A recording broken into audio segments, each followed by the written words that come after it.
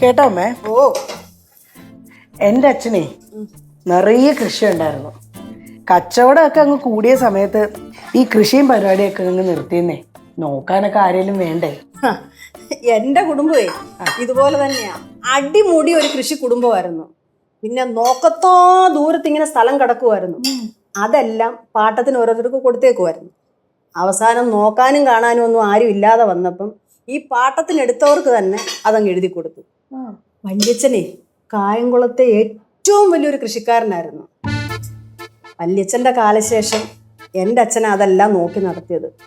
പാവം, ഒരുപാട് கஷ்டப்பட்டுട്ടുണ്ട് ഞങ്ങൾക്ക് வேண்டி. சீதம்மா, இந்த அம்மாவோட அப்பாவும் நம்ம படவலத்துல அப்பா இருக்காங்கல்ல, அவங்க அப்பாவும் ரொம்ப திக் ஃப்ரெண்ட்ஸ். அப்படிதான் இவங்க கல்யாணமே நடந்தது. അവര് തമ്മിൽ ഫ്രണ്ട്സ് ആയതേ ഒരു വലിയ കഥയാ. ആലപ്പുഴ വെച്ചൊരു കൃഷിയുടെ സെമിനാർ ഉണ്ടായിരുന്നു. ആ സെമിനാറിൽ വെച്ചാ ഇവര് പരിചയപ്പെടുന്നത്.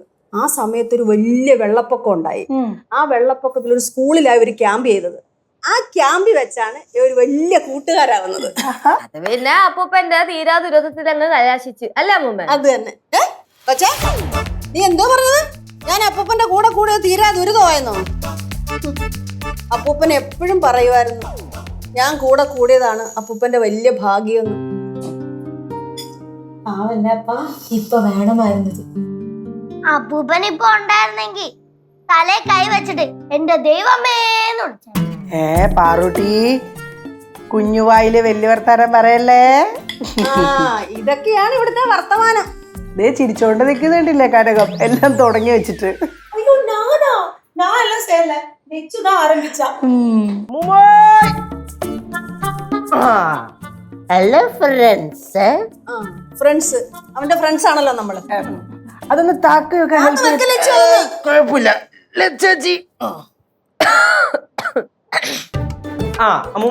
അമ്മൂമ്മ പറഞ്ഞ പണി മൊത്തം ഞാൻ തീരുമാനമാക്കിയിട്ടുണ്ട്. പടവലത്ത് ഉള്ള ഷീറ്റ് എല്ലാം കൂടെ എണ്ണി പറക്കി വെച്ച് ഷെഡിനകത്ത് കയറ്റി. പിന്നെ തേങ്ങ വെട്ടാൻ വേണ്ടി ആളൊരു 15 ദിവസം കഴിയുമ്പോൾ വരാൻ പറഞ്ഞിട്ടുണ്ട്. ഞാൻ വിളഞ്ഞിട്ടില്ല. ഞാൻ നിന്നോട് എന്തുവായിരുന്നു പറഞ്ഞേ? പോയിട്ട് എപ്പോ വരാനായിരുന്നു പറഞ്ഞേ? വൈകിട്ട്. പിന്നെന്താ പെട്ടെന്ന് പോരുന്നേ? അത് ഇപ്പൊ ഞാൻ 2 ദിവസം കഴിയുമ്പം പോവും. ഞായറാഴ്ച പൊക്കോളാം. പ്രശ്നം കഴിഞ്ഞല്ലോ. ഞാൻ കണ്ട്. പക്ഷെ പറയരുത്. എന്തോ ഉണ്ടോന്നൊക്കെ അറിയോ?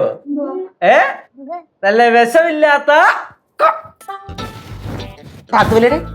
കൊല അല്ലേ അമ്മൂമ്മ? ഇതേ നമ്മുടെ ആറ്റിന്റെ കരയില് ഒരു വാഴ ഒടിഞ്ഞ് കിടന്ന്. അപ്പൊ ഞാൻ അവിടെ പോയി നോക്കിയപ്പം സൂപ്പർ ഒരു കൊല കിടക്കണ്. വെട്ടിയെടുത്തും കൊണ്ടുവന്നു. എങ്ങനെ ഉണ്ടല്ലോ അപ്പു സാധനല്ലേ? അപ്പൊ ഇന്നാ കഴിച്ചോ. പറു എന്നാ ഇരുത്തോ. അമ്മൂമ്മ കഴിയും. അമ്മൂമ്മ ചീതാമോയി കനകാന്റി ഇച്ചിരി കൂടെ പഴുക്കാനുണ്ട്. താഴത്ത് നടത്താ മതി, താഴെ പഴുത്താ. ആണോ?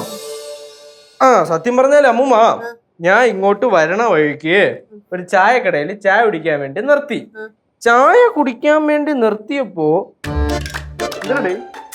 എടുക്കട്ടെ പിടി ഒരെണ്ണം മതി. പറഞ്ഞോ. ചായ കുടിക്കാൻ വേണ്ടി നിർത്തി.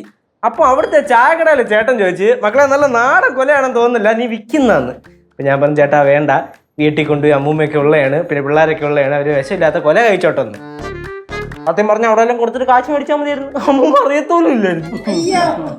എന്റെ പൊന്നു മോനെ, അവിടെ എവിടെ കൊടുത്താലും ഞാനത് മിനിറ്റിനകം അറിയും. ഞാനൊരു നാട് കിടത്തും. അപ്പോഴോ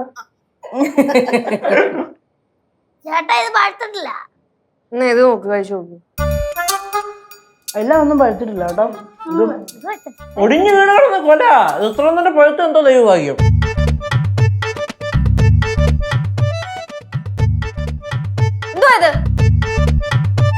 എന്തിനാ എന്നെ ഞോണ്ടിയേ? ഞോണ്ടിയത് എന്തിനാന്നാ? പല തവണ പറഞ്ഞിട്ട് പഴുന്ന പഴുത്തൊരു അവിടെ ഇവിടെ ഇടരുതെന്ന്. എന്തോ ഇത്? എടുക്കത് എന്നിട്ട് മേളങ്ങാനും വെക്ക്. ഞോണ്ടി പോലും. എനിക്കൊരു പഴം വേണ്ട. ആ പഴം വേണമെങ്കിൽ തിന്നണ്ട. എന്തുവാ? അയ്യോ എന്താ? എന്താ അമ്മേ? ചേച്ചി അല്ല, മൊത്തം കൂടെ കൺഫ്യൂഷൻ ആയി പോയതാ. ഞാൻ പോവാ. എങ്ങോട്ടെങ്കിലും പോ. പഴം വേണമെന്നിട്ട് പഴം കൊണ്ടാണല്ലോ പോണത്. കുഞ്ഞല്ലേ അവള്? എന്റെ അമ്മ അവള് തന്നെ അടിച്ചിങ്ങോട്ട് വീഴും. അതുകൊണ്ടാണ് ഞാൻ പറഞ്ഞത്. ഇടയ്ക്കിടയ്ക്കൊന്ന് പേടിപ്പിക്കുന്നത് നല്ലതാ. കഴി